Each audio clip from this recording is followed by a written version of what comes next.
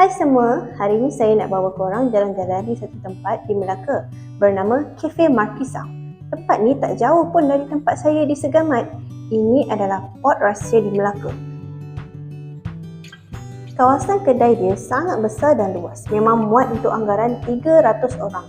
Makanan signature dia adalah ikan asam tempoyak, memang ikan special dari Pahang. Kalau makan panas-panas, memang sedap. Set yang saya ambil ni, ikan asam tempoyak berharga anggaran RM65 untuk seekor ikan. Kalau sampai sini, wajib try air Markisa dia. Laluan dia sudah pun berbumbung, senang kalau nak lalu di kawasan ini waktu hujan ataupun panas. Sambil-sambil tu bolehlah tengok haiwan apa yang ada di sini, macam itik dan angsa.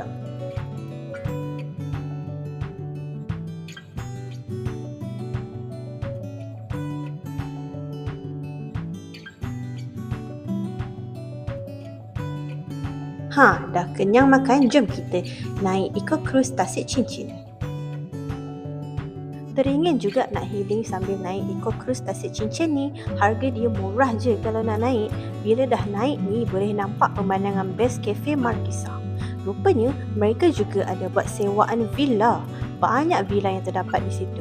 Sesiapa nak bermalam kat sini pun boleh. Kat sini juga terdapat banyak spot untuk bergambar bersama keluarga. Ini dah betul food hunting sambil healing. Selain masakan panas, dorang ada juga makanan vendor lain seperti pizza kayu api, air kopi, kek-kek manisan, croffle, waffle, biskut dan kuih bahulu. Banyak jenis makanan sampingan yang ada dekat sini. Korang tinggal bawa duit je banyak-banyak. Sebagai contoh, Dino Monster Cookies ni ada 3 jenis cookies.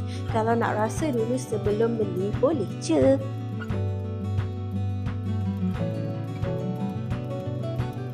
Croffle dia pun sedap, lembut je isi dia. Memang wajib cuba bila datang kat sini.